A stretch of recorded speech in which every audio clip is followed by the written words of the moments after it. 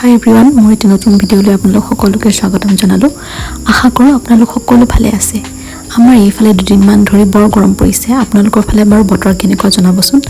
ৰাতিপুৱা শুই উঠি দেখোঁ পিছফালে পথাৰখনত হাল বাবলৈ আৰম্ভ কৰিছে। দৃশ্যটো চাই খুব ভাল লাগিল, সেইবাবে ভাবিলোঁ আপোনালোকলৈও এটা ক্লিপ আগবঢ়াওঁ।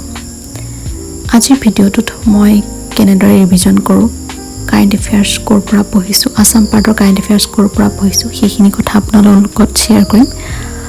মই প্ৰথমে শুই উঠি যোৱাকালিৰ যি কাৰেণ্ট এফেয়াৰ্ছৰ নিউজ পেপাৰ ভিডিঅ' সেই ভিডিঅ'টো চালোঁ। তাৰপিছত মই আছাম পাৰ্টৰ যি উইকলি কাৰেণ্ট এফেয়াৰ্ছৰ ভিডিঅ' আগবঢ়াই চিন্ময় ছাৰে SPMIS একাডেমীৰ ষ্টুডেণ্টসকলৰ বাবে সেইখিনি মই পঢ়িলোঁ। পঢ়াৰ ভিডিঅ'টো চাই পেলাই মই সেইখিনি নোট ডাউন কৰিলোঁ আৰু তেনেদৰে এইটো ক্লাছ প্ৰায় 3 ঘণ্টামানৰ ওচৰা-ওচৰি ক্লাছ হয়। গতিকে ক্লাছটো অলপ দীঘলীয়া হয়, গোটেই ক্লাছটো মই দেখাব নোৱাৰোঁ, সেইবাবে তাৰ এটা ক্লিপ আপোনালোকলৈ আগবঢ়ালোঁ। আছাম পাৰ্টৰ কাৰেণ্ট এফেয়াৰ্ছৰ বাবে SPMIS একাডেমীয়ে প্ৰত্যেক দেওবাৰে ইউটিউবত যি ভিডিঅ' দিয়ে, অভিষেক ছাৰে যি এনালাইচিছ কৰে সেই ভিডিঅ' মই চাওঁ আৰু সেই ভিডিঅ' বহুত লাভজনক হয়। তাৰ উপৰিও SPMIS একাডেমীৰ যি ষ্টুডেণ্ট সেইসকলৰ বাবে চিন্ময় ছাৰে প্ৰত্যেক শনিবাৰে নিউজ পেপাৰ এনালাইচিছৰ ভিডিঅ' লৈ আহে আছাম পাৰ্টৰ, সেইটো ভিডিঅ' মই চাওঁ।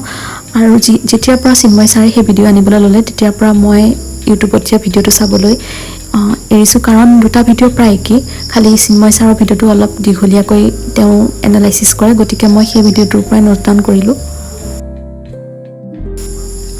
তাৰপিছত মই ভাবিলোঁ আজি এটা ইকনমিক্সৰ চেপ্টাৰ ৰিভিজন দিয়া যাওক, যিহেতু ইকনমিক্স ৰিভিজন দিয়া মোৰ বহুত দিন হ'ল আৰু টপিকবিলাক প্ৰায় সঘনাই ৰিভিজন নিদিলে পুনৰ নতুনকৈ আৰম্ভ কৰাৰ দৰে লাগে।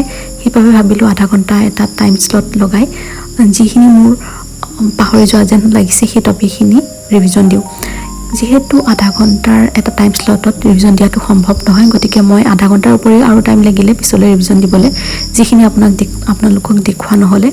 আপোনালোকক ৰিভিজন দিবলৈ টাইম শ্লটটো এই প্ৰমোডৰ টেকনিকটো সেইবাবেই দেখালোঁ, যাতে যদি আমি এই প্ৰমোডৰ টেকনিকটো এটা টাইম শ্লট লগাই আমি ৰিভিজন দিবলৈ বহোঁ, তেতিয়াহ'লে আমাৰ মনটো অন্যমনস্ক নহয়, আমাৰ মনটো ডাইভাৰ্ট হৈ নাযায় আৰু মনোযোগ দিবলৈ সহজ হয়। মই প্ৰমোডৰ টেকনিকত পঢ়ি এতিয়া প্ৰমোডৰ টেকনিক নাইবা এই টাইম শ্লটটো লগাই নপঢ়িলে মই পঢ়াত পঢ়িব নোৱাৰা হ'লোঁ। সেইবাবে মই এই টাইম শ্লটটো আধা ঘণ্টা টেবুলত বহিলেও মই টাইম শ্লটটো লগাবই লাগে।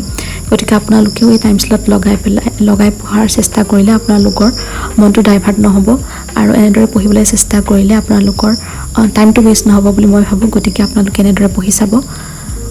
আৰু মই ইকনমিক্সৰ নোটছ নবনাওঁ, কাৰণ এই কিতাপখনত ভালকৈ দিয়া আছে, সৰু সৰু পইণ্ট ৱাইজ কথাখিনি লিখা আছে, যিখিনি মনত ৰাখিবলৈ সহজ হয়।